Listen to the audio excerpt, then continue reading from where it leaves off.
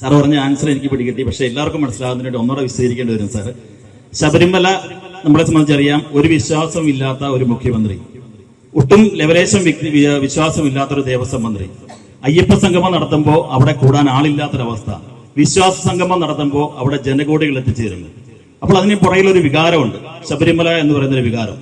ആ വികാരത്തെ ഊന്നി പറഞ്ഞു കഴിയുമ്പോൾ നമ്മളെ സംബന്ധിച്ച് നമ്മുടെ രാജ്യം ഭരിക്കുന്ന പ്രധാനമന്ത്രി തികഞ്ഞ ഒരു യോഗിയാണ്. അതോടൊപ്പം തന്നെ അദ്ദേഹത്തെ സംബന്ധിച്ച് പറഞ്ഞാൽ വിശ്വാസിയാണ്. ഒരു ജാതിയുടെയും ഒരു മതത്തിന്റെയും വിശ്വാസങ്ങളെ ഹനിക്കാത്ത ആളാണ്. ഹിന്ദു സമൂഹത്തിനെ ഹനിക്കുന്ന രീതിയിലുള്ള ഒരു തീരുമാനം കോടതി വിധിയുടെ പേരിൽ, കോടതി വിധികൾ ഒത്തിരി ഈ നാട്ടിൽ വന്നിട്ടുണ്ട്. ആ വിധികളൊന്നും നടപ്പിലാക്കാത്ത സർക്കാർ കോടതി വിധിയുടെ പേരിൽ അവിടെ രാത്രിയിൽ സ്ത്രീജനങ്ങളെ കയറ്റുകയുണ്ടായി. എന്റെ വീട്ടിൽ എന്റെ അമ്മ പോവില്ല, എന്റെ സഹോദരി പോവില്ല, എന്റെ ഭാര്യ പോവില്ല. ആ ഒരു സ്ഥലത്ത് അവർക്കൊക്കെ കൃത്യമായിട്ടൊരു രീതി അറിയാം, അവിടുത്തെ നിഷ്ഠകൾ അറിയാം. ആ സ്ഥലത്ത് രാത്രിയിൽ ആംബുലൻസിൽ കൊണ്ടുപോയി കയറ്റുന്ന ഒരു സാഹചര്യം ഉണ്ടായി. ആ സാഹചര്യത്തിൽ നിന്ന് ഇന്ന് നമ്മൾ എത്തിപ്പെട്ടിരിക്കുന്ന അവസ്ഥ, കേന്ദ്രമന്ത്രി എന്ന നിലയിൽ പ്രധാനമന്ത്രിയുടെ മുമ്പിൽ ഈ ഒരു വിഷയം അവതരിപ്പിച്ച് ശബരിമല ഒരു തീർത്ഥാടന കേന്ദ്രം, കേന്ദ്ര തീർത്ഥാടന കേന്ദ്രമാക്കിയാലൊന്നുമില്ല. അദ്ദേഹത്തിന് നല്ല വ്യക്തമായ ഡിസൈൻ ഉണ്ട്. പക്ഷെ കോഓപ്പറേറ്റീവ് ഫെഡറലിസം, ആ ഫെഡറൽ സ്ട്രക്ചറിനകത്ത് നിന്നുകൊണ്ട് നമുക്ക് ആക്സസ് ചെയ്യാനുള്ള മാർഗം, അതുകൊണ്ടാണ് ഞാൻ വളരെ വളരെ സെൻസിബിൾ ആയിട്ടാണ് ഞാൻ പറയുന്നത്. The moment uniform civil code comes into existence, that will pave the path for any furtherance of whatever is needed by different communities, different religious segments. അങ്ങനെ ഒരു കാലം ഉടൻ തന്നെ വരുമെന്ന് വിചാരിക്കാമല്ലേ സർ? അതാ പറഞ്ഞത്, അമിത്ഷാ അദ്ദേഹത്തിന്റെ ഓപ്പറേഷൻ സിന്ദൂറുമായി ബന്ധപ്പെട്ട പ്രസംഗത്തിന് മറുപടി രാജ്യസഭയിൽ പറഞ്ഞത് അമിത്ഷാജിയാണ്. അദ്ദേഹം വ്യക്തമായി പറഞ്ഞു, दोस्तों यूनिफॉर्म सिविल कोड आएगा, जरूर आएगा, शुरुआत हुई है. പോയി പ്രസംഗം എടുത്ത് പരിശോധിച്ചു. സർ, യൂണിഫോം സിവിൽ കോഡ് വരുമ്പോൾ ശബരിമലയുടെ അവസ്ഥ എന്തായിരിക്കും? അതുകൂടെ നമ്മുടെ യൂണിഫോം സിവിൽ കോഡ് അതിന്റെ അടിസ്ഥാന നിയമമായി മാറും. പിന്നെ വരാൻ പോകുന്നത് ചിലപ്പോൾ Hindu religious consortium, Hindu religious administration, ഇങ്ങനെയുള്ള ദേശീയമായ ഒരു സംവിധാനമായിരിക്കും. ഒരു ദേവസ്വം വകുപ്പ് കേന്ദ്രത്തിൽ വന്നാൽ ഇതൊക്കെ നിയന്ത്രിക്കാൻ സാധിക്കും. ഇതൊക്കെ വരും. അതൊന്നും പാടില്ല എന്ന് ഒരാൾക്കും പറയാനൊക്കത്തില്ല. നിലവിലത്തെ ഇപ്പോഴത്തെ അവസ്ഥയിൽ ശബരിമല പ്രത്യേക പരിഗണന എടുത്തൊരു കേന്ദ്ര തീർത്ഥാടന കേന്ദ്രമാക്കി. ശബരിമല മാത്രമല്ല, ഒരുപാട് അതുപോലത്തെ ക്ഷേത്രങ്ങളുണ്ട്,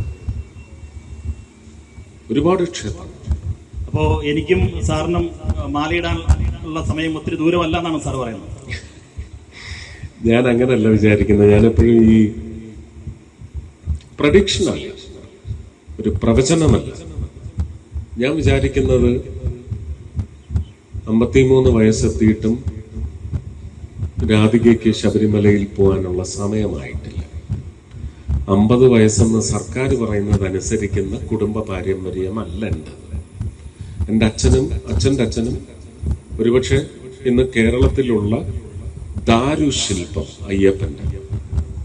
എൻ്റെ വീട്ടിൽ, കുടുംബ വീട്ടിൽ, പഴയ ഓടും കൂരയൊക്കെയുള്ള പടിപ്പുരയൊക്കെയുള്ള വീട്ടില് എൻ്റെ അപ്പൂപ്പന്റെ അച്ഛന്റെ കാലത്ത് പണിത് തുടങ്ങി. എൻ്റെ അപ്പൂപ്പന്റെ അച്ഛൻ മരിച്ചതിന് ശേഷം എൻ്റെ അപ്പൂപ്പന് മൂത്താശാരി പെരുന്തച്ഛൻ എന്ന് തന്നെയാ പറയുന്നത്. പെരുന്തച്ഛൻ കൊത്തിപ്പണിഞ്ഞ് ഏൽപ്പിച്ച അയ്യപ്പ വിഗ്രഹം, അതൊരു ഫോട്ടോയുടെ ഈ വലിയ തടിയിൽ നിന്ന് കൊത്തിയെടുത്ത അയ്യപ്പൻ പുലിപ്പുറത്ത് വരുന്ന, പുറകിൽ കുറെ പുലിക്കുട്ടികളും ഒക്കെ ആയിട്ട് വരുന്ന ഒരു കാഴ്ചയാണ്. അതിൽ അമ്പും വില്ലും ഒക്കെ ഉണ്ട്. സുരേഷ് ചേട്ടാ നമസ്കാരം. എല്ലാവർക്കും നമസ്കാരം. ഞാനൊരു പരാതി പറയാനോ ഒരു നിവേദനം തരാനോ അല്ല. ഇപ്പം നമ്മുടെ സർക്കാർ, കേന്ദ്ര സർക്കാർ ഇംപ്ലിമെന്റ് ചെയ്ത ഒരു കാര്യത്തെക്കുറിച്ച് ഒന്ന് അങ്ങയുടെ ശ്രദ്ധ ക്ഷണിക്കാനാണ്. ഇന്നലെ മുതൽ നടപ്പിലാക്കിയ GSTയുടെ ഒരു പുതിയ സംവിധാനം നിലവിൽ വന്നിട്ടുണ്ട്. നമുക്ക് ഉണ്ടായിരുന്ന 5, 12, 18, 28 സ്ലാബുകളെല്ലാം ഒഴിവാക്കി അത് 5, 18, 2 സ്ലാബിലാക്കി മാറ്റിയിട്ടുണ്ട്. ഞാൻ ഇവിടുത്തെ ഒരു വ്യാപാരിയാണ്, വ്യാപാര സംഘടനയുടെ ഒരു ഉത്തരവാദിത്വം വഹിക്കുന്ന ആളുമാണ്.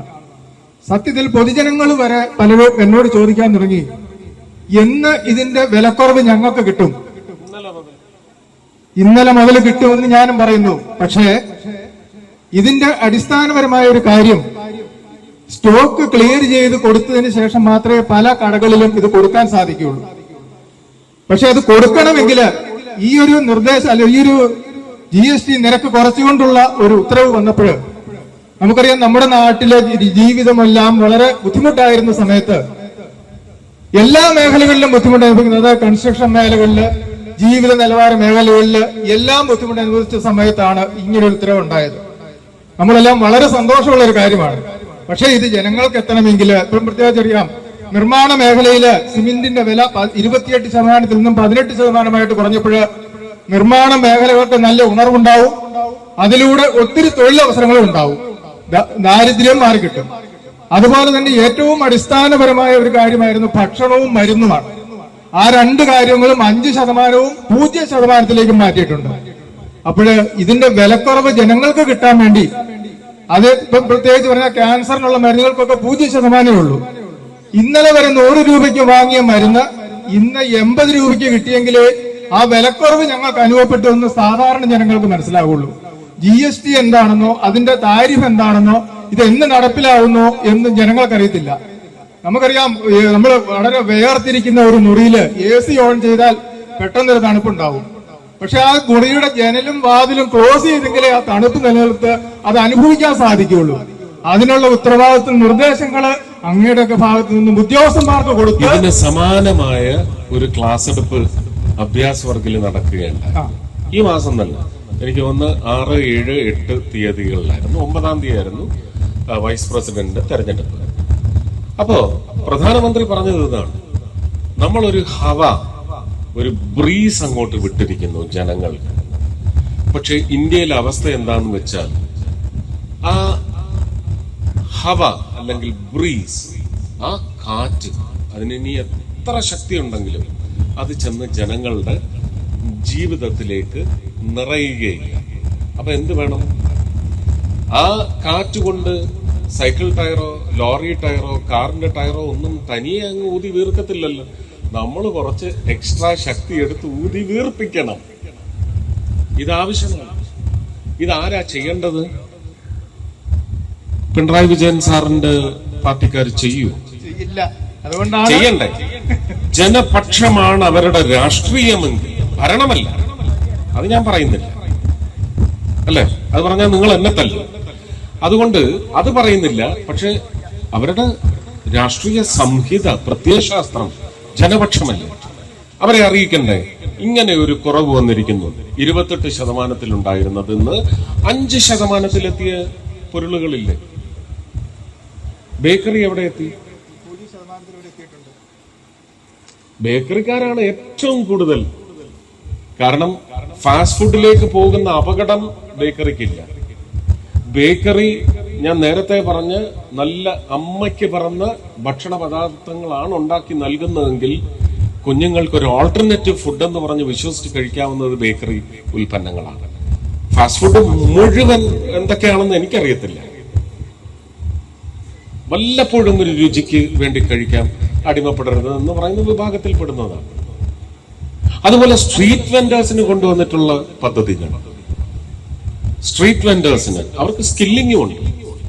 പെട്രോളിയം മിനിസ്ട്രിയിൽ ചോദിച്ചാൽ ഹൈഡ്രോ കാർബൺ സ്കില്ലിംഗ് ഇപ്പൊ വന്നതാണ്. അല്ലെങ്കിൽ ഇവിടെ ITIയിലും പോളിടെക്നിക്കിലും ഒക്കെ പഠിച്ചു വരുന്ന ഡ്രാഫ്റ്റ്സ്മാൻമാരാണ് ഇതിന്റെ ആ ഡ്രാഫ്റ്റ്സ്മാന്റെ ജോലി ചെയ്യുന്നത്. വെൽഡിംഗ്, എല്ലാവരും ജനറൽ വെൽഡിംഗ് ആണ്. ഇന്ന് ഹൈഡ്രോ കാർബൺ സ്കില്ലിംഗ് എന്ന് പറഞ്ഞ് പെട്രോളിയം ഇൻഡസ്ട്രിയിൽ എന്താണ് വെൽഡിംഗ്, സേഫ്റ്റി ഫീച്ചേഴ്സ് എന്താണ്, നിങ്ങൾക്ക് എത്ര സ്ട്രോക്ക് എടുക്കാം, അതിന്റെ ഹീറ്റ് ഓഫ് കമ്പസ്റ്റൻ എത്രയിലും നിലനിർത്തണം എന്നൊക്കെ പറഞ്ഞു കൊടുക്കുന്ന ചില ആ പാരാമീറ്റേഴ്സ് ഉണ്ട്. അതിന് പ്രത്യേക സ്കില്ലിംഗ് ആണ്. സാധാരണ വെൽഡിംഗ് ചെയ്യുന്ന ആളിന് പോയിട്ട് പെട്രോളിയം ഇൻഡസ്ട്രിയിലെ പൈപ്പ് വെൽഡിങ്ങിനൊന്നും ജോലി ചെയ്ത് ഫലിപ്പിക്കാനൊക്കത്തില്ല. അപകടങ്ങളും സൃഷ്ടിക്കാം, പിന്നെ അപകടം സൃഷ്ടിക്കുന്ന അവസ്ഥകൾ ഒരുക്കി വെച്ചിട്ട് പോവുകയും ചെയ്യാം. അപ്പൊ ഈ പറയുന്ന കാര്യങ്ങൾ ധരിപ്പിക്കണം ജനങ്ങൾ. അതിനാണ് ഇന്നലെ മുതൽ